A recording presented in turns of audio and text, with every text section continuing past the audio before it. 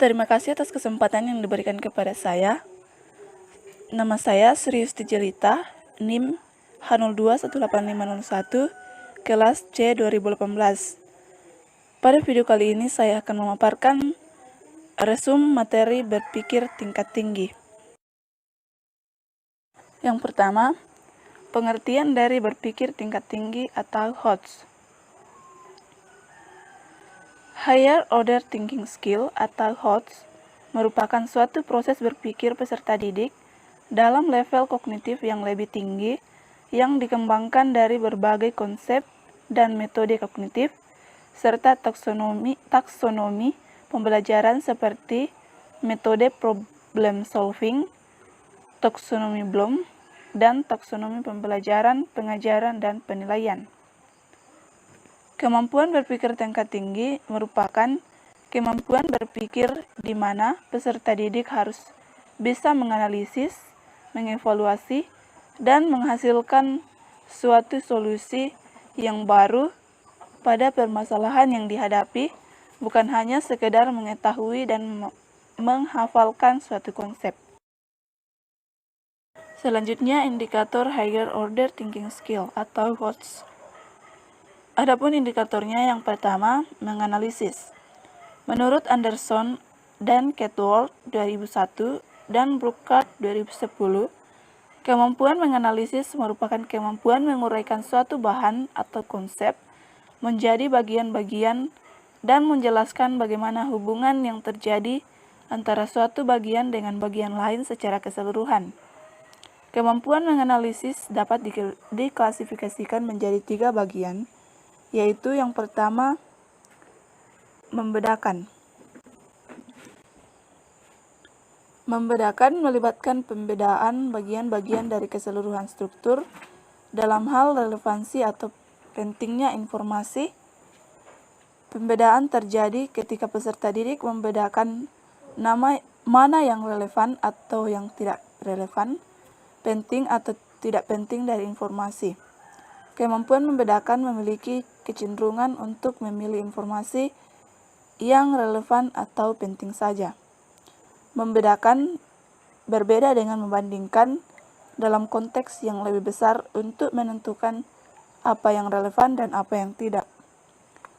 Kemudian yang kedua, mengorganisasi.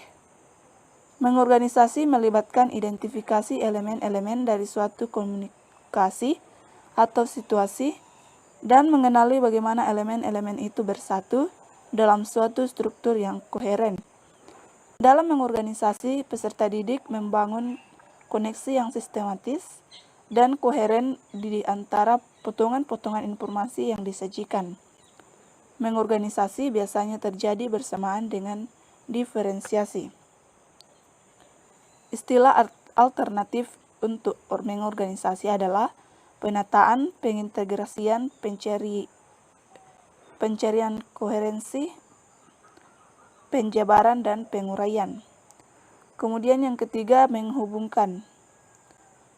Kemampuan menghubungkan terjadi ketika peserta didik dapat memastikan sudut pandang, bias, nilai, atau niat yang mendasari komunikasi.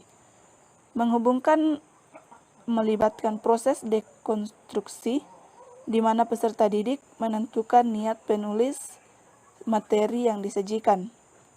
Berbeda dengan menafsirkan, di mana peserta didik berusaha untuk memahami makna materi yang disajikan.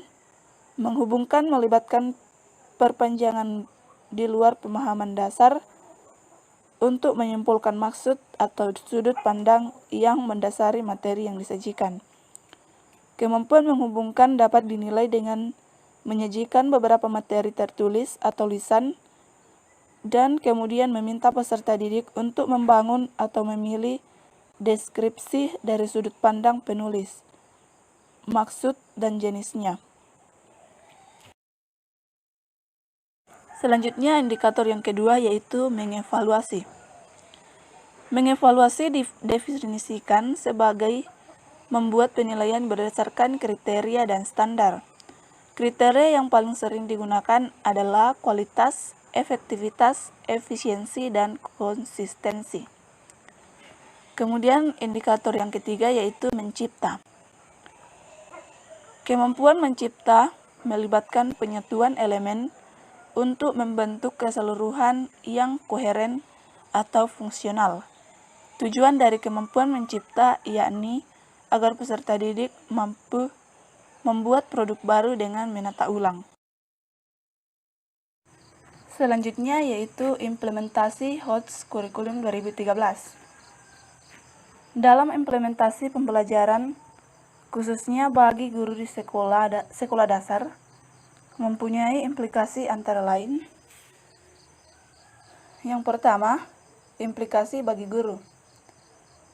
Implikasi HOTS pada kurikulum 2013 memerlukan seorang pendidik yang kreatif, baik dalam menyiapkan kegiatan atau pembelajaran, pengalaman belajar bagi anak, juga dalam memilih kompetensi dari berbagai mata pelajaran dan mengaturnya agar pembelajaran menjadi lebih bermakna, menarik, dan menyenangkan. Kemudian yang kedua, implikasi bagi siswa. Siswa harus siap mengikuti kegiatan pembelajaran yang dalam pelaksanaannya dimungkinkan untuk bekerja baik secara individual, pasangan, kelompok kecil, dan ataupun klasikal. Kemudian yang keenam, implikasi terhadap sarana, prasarana, sumber belajar, dan media. Pembelajaran tematik pada hakikatnya menekankan pada siswa, baik secara individual maupun kelompok untuk aktif mencari, menggali, dan menemukan konsep serta prinsip-prinsip secara holistik dan otentik. Oleh karena itu, dalam pelaksanaannya memerlukan sarana dan prasarana belajar. Pembelajaran ini perlu memanfaatkan sumber belajar baik yang sifatnya didesain secara khusus untuk keperluan pelaksanaan pembelajaran. Kemudian yang keempat yaitu implikasi terhadap pengaturan ruangan. Dalam pelaksanaan kegiatan pembelajaran tematik, perlu melakukan pengaturan ruangan agar suasana belajar menyenangkan.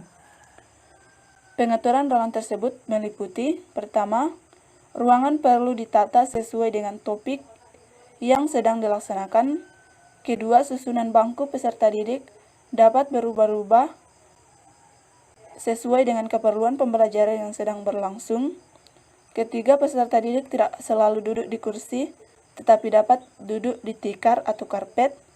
Kemudian yang keempat, kegiatan hendaknya bervariasi dan dapat dilaksanakan baik dalam maupun luar kelas. Yang kelima, dinding kelas dimanfaatkan untuk memajang hasil karya peserta didik dan dimanfaatkan sebagai sumber belajar. Kemudian yang keenam, alat, saran, dan sumber belajar dikelola sehingga memudahkan peserta didik untuk menggunakan dan menyimpan kembali. Kemudian yang kelima, implikasi terhadap pemilihan kode. Sesuai dengan karakteristik pembelajaran terintegrasi, maka dalam pembelajaran yang dilakukan perlu disiapkan berbagai variasi kegiatan dengan menggunakan multimetode. Misalnya percobaan, bermain peran, tanya jawab, demonstrasi, dan bercakap-cakap. Baik, itulah resume materi berpikir tingkat tinggi yang saya paparkan. Semoga dapat memenuhi tugas mata kuliah pengembangan peserta didik. Terima kasih.